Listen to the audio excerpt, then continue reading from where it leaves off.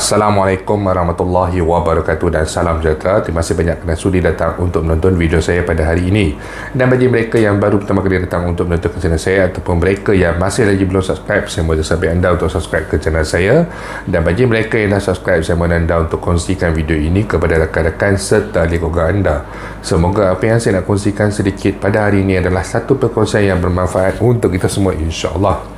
Okey, jadi setakat sehingga hari ini saya mendapat beberapa ataupun boleh dikatakan banyak juga perkongsian daripada individu-individu di luar sana yang menyatakan ataupun macam marahlah apabila kita memohon untuk meneruskan pengeluaran air citra ini, yang mana kita meminta pengeluaran air citra sebanyak one-off RM10,000. Mereka kelihatan tidak selesa dan juga tidak senang dengan cadangan-cadangan yang telah pun diberikan. Okey, jadi terdapat 3 golongan yang ada memberikan respon dan menyatakan pandangan mereka terhadap ketidakselesaan berkenaan dengan isu ini. Yang pertama adalah daripada kalangan pencarum sendiri, yang mana mereka ini merasakan tidak selesa untuk diteruskan pengeluaran. Tetapi apa yang saya nak nyatakan di sini adalah kita tidak seharusnya menyatakan pendirian yang sedemikian, kerana mereka di luar sana yang meminta untuk mengeluarkan lagi wang daripada akaun KDBSP mereka adalah mereka yang benar-benar memerlukan. Mereka ini terjejas dan masih lagi belum mempunyai sumber pendapatan tetap ataupun masih lagi belum berjaya mendapatkan kerja. Jangan dikatakan mereka ini malas, jangan dikatakan mereka ini tidak berusaha. Mereka ini juga sebilangan besarnya adalah mereka yang berusia 40-an ataupun telah mencapai usia 50-an. Jadi agak sukar untuk mereka mendapatkan pekerjaan di luar sana akibat daripada sikap para majikan itu sendiri yang menafikan peluang ini kepada mereka yang berada di usia ini. Jadi tidak adil saya melihat perkongsian tuan-tuan dan perempuan yang mana yang tidak bersetuju menyatakan kebimbangan tentang wang persaraan dan sebagainya, sedangkan banyak kaedah yang boleh dilakukan untuk membantu mereka ini menyediakan dana persaraan mereka pada sampai usia persaraan nanti yang mencukupi. Cuma kaedah-kaedah ini tidak diberikan sebarang respon maupun oleh pihak KDBSP maupun oleh pihak Kementerian Keuangan, tetapi tidak ada satu penafian pun yang mengatakan bahawa kaedah itu tidak boleh diguna pakai. Okey, kemudian adalah daripada kalangan rakyat yang mana yang tidak mencarum KDBSP. Yang tidak mencarum ini adalah mereka yang memilih sendiri untuk tidak mencarum. Ini adalah juga pada saya tidak adil apabila ada pihak-pihak daripada golongan ini yang bising menyatakan bahawa mereka ini tidak ada apa-apa pilihan, tidak ada apa-apa pilihan untuk mendapatkan bantuan, untuk mendapatkan aliran wang tunai jika program ini diteruskan. Bagaimana dengan nasib mereka?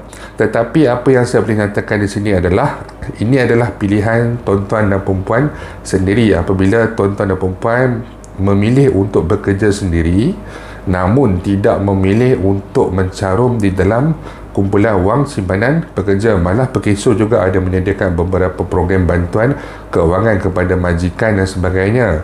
Disebabkan ada sebilangan individu, saya tidak mengatakan semua, yang mungkin melihat sebelum ini bahawa mereka ingin mendapatkan pendapatan yang lebih, mendapatkan gaji yang penuh, mendapatkan hasil keuntungan yang penuh. Malah ada juga yang berpandangan bahawa simpanan di bank lebih mudah dan lebih menguntungkan berbanding dengan simpanan di KDBSP. Jadi ini adalah pilihan saudara ataupun saudari sendiri pada awalnya, dan tidak ada sesiapa pun yang boleh menjangkakan situasi pandemik COVID-19 ini berlarutan sehingga kepada PKP yang keberapa pun kita pun dah tak ingat. Jadi apabila tuan-tuan dan perempuan memilih untuk tidak mencarum, memang tidak ada apa-apa yang boleh dilakukan. Dan juga apabila tuan-tuan dan perempuan melaksanakan satu perniagaan, berdaftar dan juga sebagainya, tuan-tuan sebenarnya wajib untuk mencarum di atas caruman sendiri dan juga terhadap pekerja-pekerja tuan-tuan dan perempuan.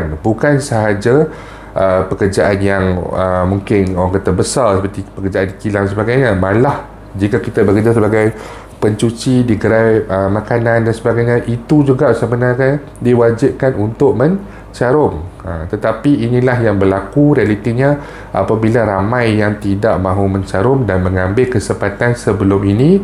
Namun sekarang apabila diwujudkan beberapa cadangan, baru di peringkat cadangan, baru di peringkat desakan, tetapi sudah membuatkan mereka ini berasa tidak selesa. Okey. Dan yang ketiga juga adalah daripada kalangan mereka yang bukan penjawat swasta. Mereka ini adalah daripada kalangan penjawat tut. Okey, tak mau sebut lah.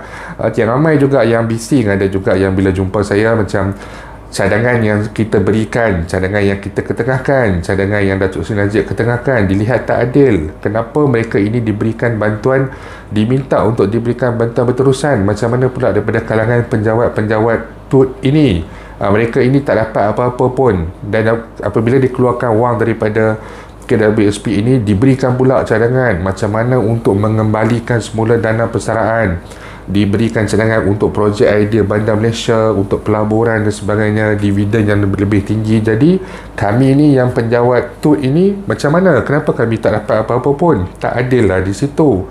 Tetapi semasa berlakunya PKP dalam tempoh pandemik COVID-19, mereka yang bukan daripada kalangan penjawat swasta ini, kebanyakan mereka diberikan peluang untuk work from home, yang mana gaji mereka jalan secara penuh.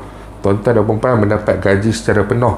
Dan apabila pada waktu itu, apabila ditanyakan adakah tuan-tuan dan puan-puan sanggup untuk berada di pihak pekerja swasta yang mana yang telah diberhentikan kerja, yang mana telah kehilangan pendapatan ini, yang mana mengalami pengurangan pendapatan 50%, mengalami pengurangan pendapatan 60%, adakah tuan-tuan di sebelah sana sanggup untuk berada di tempat mereka ini? Jawapannya tidak, kerana mereka ini diberikan pilihan untuk work from home dan dibayar gaji secara penuh. Itu kita tidak mempertikaikan, kerana itu adalah rezeki tuan-tuan dan perempuan.